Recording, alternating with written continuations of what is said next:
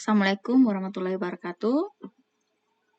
Minggu ini kita melakukan materi ketiga untuk minggu ketiga ini, mata kuliah sistem dan drainase pemukiman, di mana kita akan mempelajari sistem dan drainase pemukiman.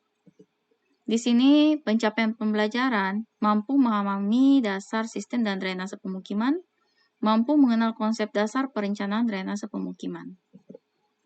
Nah, sebagai salah satu sistem dalam perencanaan perkotaan, maka sistem drainase yang ada dikenal dengan istilah sistem drainase pemukiman atau yang disebut juga drainase perkotaan pada umumnya. Salah satunya yang perlu kita tahu pertama kali adalah definisi drainase perkotaan.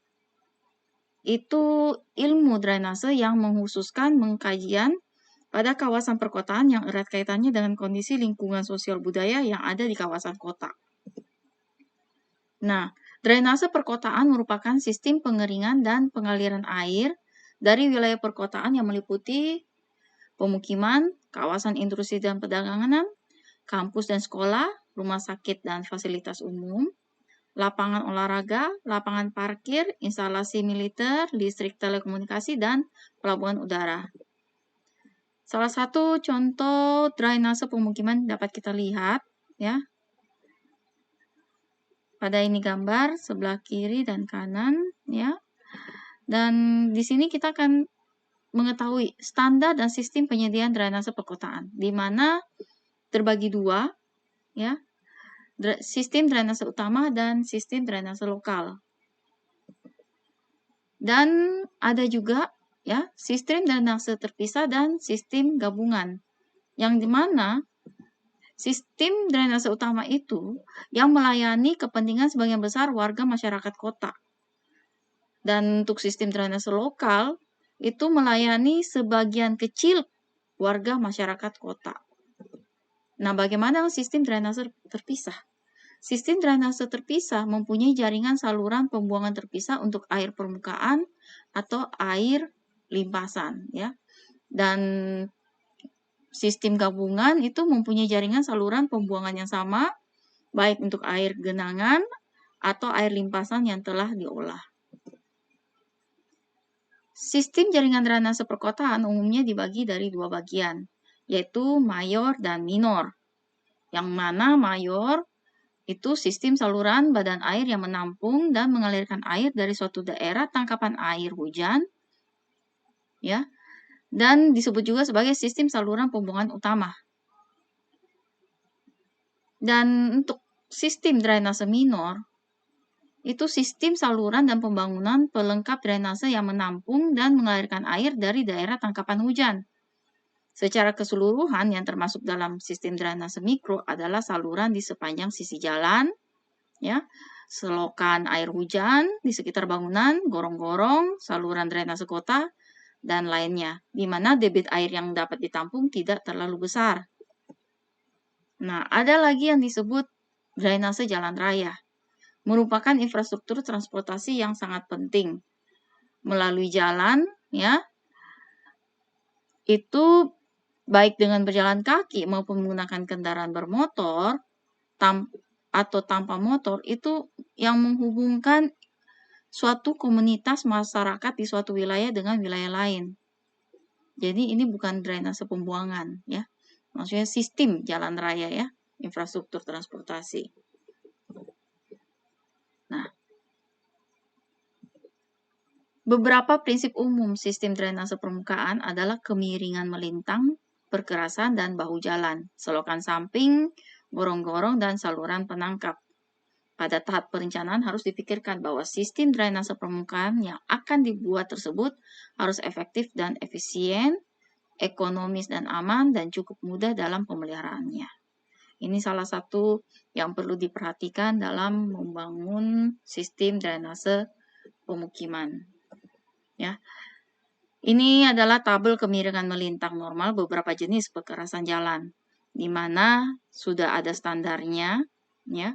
Untuk lapisan permukaan jalan itu yang beraspal, ya, atau yang berkerikil atau yang hanya tanah, itu kemiringannya pun sudah ada, ya, untuk dari bahu jalan ke jalan, terus bahu jalan lagi. itu kemiringannya sekitar 2% sampai 3% ya. Paling tinggi pun itu yang kalau memang menggunakan jalanan dari tanah jenisnya ya, itu sekitar 4 sampai 6 derajat. Nah, di sini kita lihat kemiringan melintang normal pada daerah tikungan, di mana ya harus diperhatikan pengaruh material untuk saluran dengan kecepatan rencana air yang ditentukan oleh sifat hidrolik penampang saluran. Jadi harus diperhitungkan kemiringannya sehingga air dapat mengalir. Nah, tadi kita membahas drainase transportasi ya, jalan raya. Nah, adapun drainase pertanian untuk lahan. Sistem drainase pertanian adalah sistem yang digunakan untuk membuang air yang tidak digunakan dalam areal persawahan.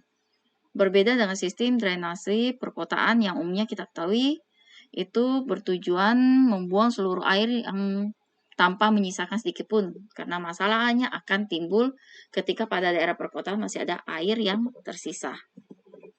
Nah, umumnya sistem pertanian itu menggunakan single purpose, di mana saluran dari pembuangan hanya digunakan untuk satu tujuan, yaitu membuang kelebihan air pada lahan tanpa adanya pembuangan limbah pada saluran tersebut. Jadi over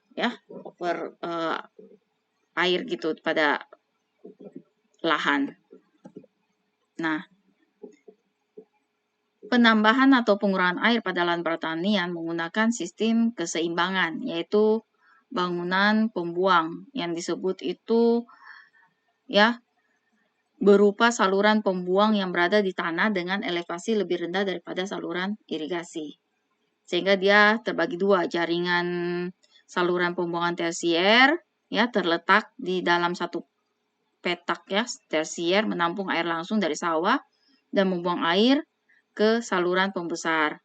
Nah, untuk saringan saluran pembuang utama ya, itu menampung air dari jaringan pembuangan tersier yang kecil, yang klaster ya, itu langsung ke jaringan pembuangan alami dan keluar dari daerah irigasi. Sehingga pada saluran primer ya mengalirkan air lebih dari saluran pembuangan sekunder keluar daerah irigasi. Jadi cakupannya lebih besar. Jadi dia mengalirkan kelebihan airnya itu ke sungai, anak sungai atau ke laut. Nah, contohnya seperti pada gambar, kita lihat sini ya, gambarnya. Jadi dia langsung dari perkumpulan yang tersier, sekunder, dan dia langsung menuju ke yang paling ujungnya muara, yaitu sungai ataukah laut. Nah, salah satu ya, yang kita lihat di sini ya, yang menjadi salah konstruksi drainase itu salah satunya banjir. Kalau kita salah membuat sistem drainase konstruksinya. Kenapa? Karena pembuatan saluran drainase yang salah dan tidak teratur akan memperbesar peluang banjir. Di samping pertumbuhan kota dan perkembangan industri menimbulkan dampak yang cukup besar pada siklus hidrologi sehingga berpengaruh besar terhadap sistem drainase. Ya. Begitu juga dengan perkembangan urbanisasi penyebab perubahan tata guna lahan. Sedangkan siklus hidrologi sangat dipengaruhi oleh tata guna lahan. Oleh karena itu, setiap perkembangan kota atau wilayah harus diikuti dengan perbaikan sistem drainase. Jaringan drainase perkotaan itu meliputi seluruh alur air, baik alur alam maupun alur buatan, yang hulunya terletak di kota dan bermuara di sungai yang melewati kota. Jadi, di dalam kota ada seperti kanal-kanal ya, atau sungai-sungai kecil itu. Nah, alirannya itu mengalir ke situ.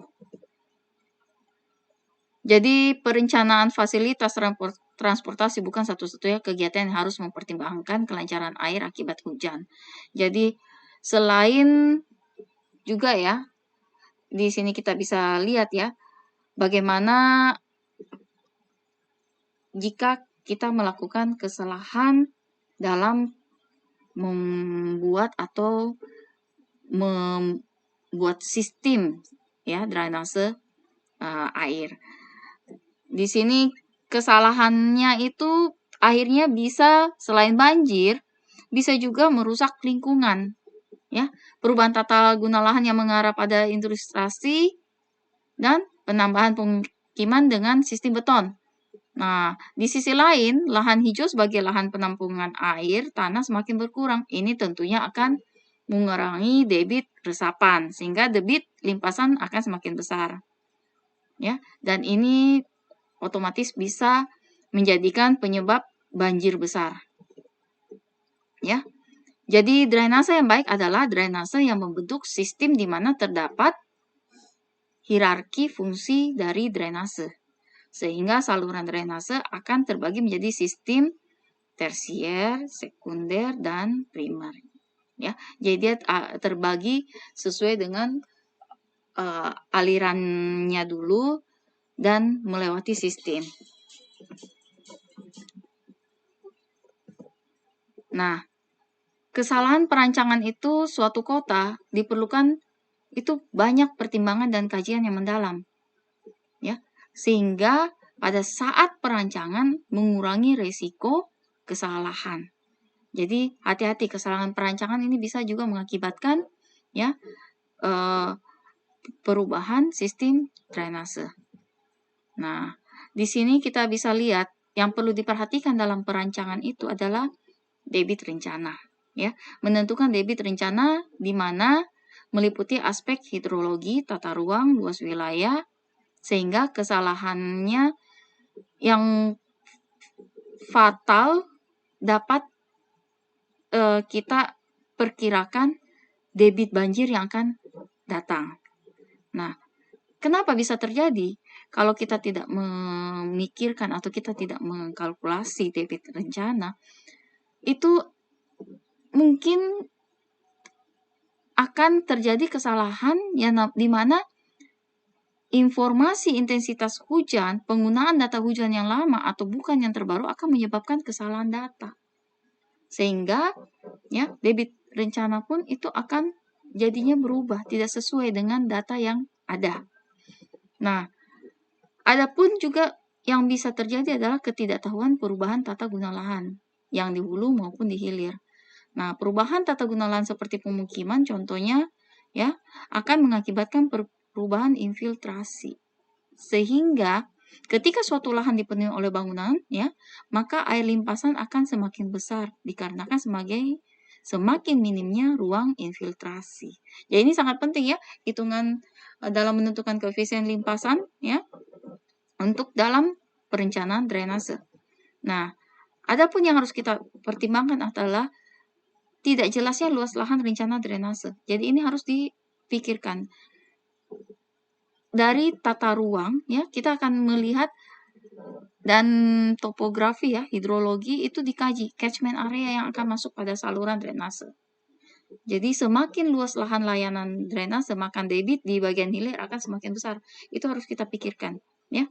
Dan yang harus dipikirkan pun juga bagaimana informasi sebaran hujan. Ini juga harus kita tahu ya, untuk menentukan debit rencana nilainya kurang atau sama dengan debit limpasan. Ya. Nah, selain debit rencana, kita juga harus menentukan dimensi saluran. Ya, dimensi saluran yang tepat ukurannya agar debit banjir dapat tertampung. Nah, kesalahan-kesalahan yang mungkin juga terjadi ini bisa saja dari kecepatan rencananya ini ya, terlalu gimana ya, kalau kita bisa lihat itu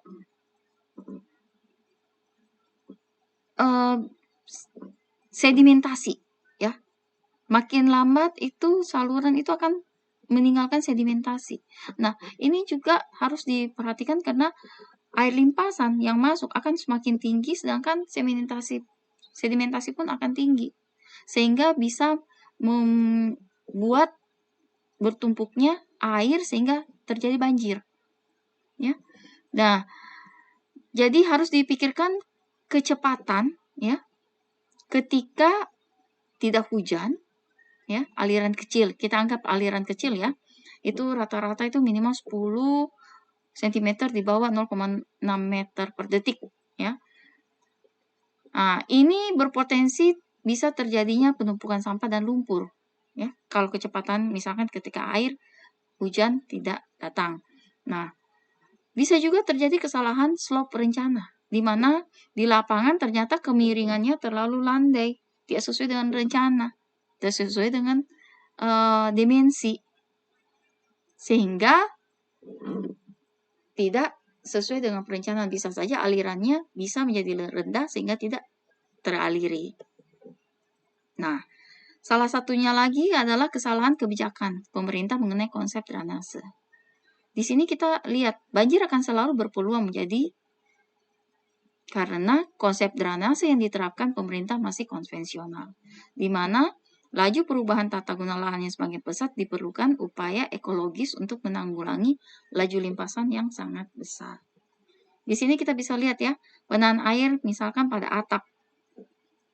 Misalkan dia pada atap flat ya, dan bagaimana air jatuh ya jika atapnya flat. Begitu juga bila dia ada peresapan tangki bawah tanah, sedangkan dia punya atap itu ada kemiringan sehingga peresapannya itu langsung turun ke bawah. Ya, ada juga peresapan langsung pada kebun atau pekarangan. Begitu juga ada di sini kita lihat peresapannya itu di sebelah kanannya ya, bawah ya. Kita lihat itu peresapannya itu di sebelum keluar dari saluran besar ya, drainase. Ini yang disebut peresapan pada sistem drainase lokal. Ini kita bisa lihat ya, langsung yang tujuan yang langsung ke pusat, ke ujung center, biasanya ke kanal atau gorong-gorong. Nah, adapun juga kesalahan konstruksi, ini kemungkinannya ini pengerjaannya tidak sesuai dengan perencanaan. Jadi bisa saja menyebabkan pengerjaannya itu menjadikan daya tampungnya, debitnya kecil, lebih kecil atau lebih besar. Karena tidak sesuai dengan perencanaan hitungannya. Nah, ini juga mungkin ya, salah satunya mungkin juga karena drainasenya misalkan kependekan ya, jadi rentang rusak atau salurannya tidak bersambung ya. Jadi ini macam-macam ada ya penyebabnya. Jadi di perkotaan itu pemukiman liar pun makin marak ya di mana-mana. Nah, proses urbanisasi pemukiman liar ini menyebabkan peningkatan aktivitas di pinggir sungai. Dan lambat laun pemukiman semakin menjorok ke sungai, yang terjadi adalah penyempitan penampang aliran sungai. Sehingga pada saat debit banjir datang, keadaan ini berpeluang menyebabkan luapan banjir. Ya, itu juga. Nah, apa upaya-upaya penanggulangan banjir pada saluran drainase? Yaitu memperbaiki kebijakan tata guna lahan ya di daerah hulur maupun hilir, menjaga kelestarian sungai dari sampah-sampah dan pendangkalan, membuat tanggul-tanggul yang tinggi dan aman ya, sosialisasi biopori dan konsep bioretention oleh pemerintah agar debit limpasan berkurang karena infiltrasi. Nah, adapun ya mengkaji ulang data curah hujan, kemiringan saluran dan debit rencana. Sehingga ketika banjir telah terjadi, upaya yang bisa dilakukan adalah memperbesar dimensi saluran yang mana rawan terjadi banjir, ya. Memodifikasi sistem drainase mulai dari saluran tersier, sekunder, dan primer, menjaga kualitas material pembuatan saluran, ya, dan normalisasi pelurusan sungai di daerah hilir untuk mempercepat pembuangan air ke laut, ya. Dan adapun ya, menjaga kondisi sungai di daerah bagian tengah agar limpasan yang terjadi dapat tertahan lebih lama sebelum masuk ke daerah hilir. Ya. Dan pembuatan waduk ya pada suatu aliran sungai, membangun tendon-tendon air pada saluran primer, dan penertiban pedagang kaki lima agar tidak merupakan saluran dengan cara menutup. Yang mana hal ini sulit untuk mendeteksi sumbatan-sumbatan saluran. Ini banyak kita lihat di pinggir-pinggir jalan ya.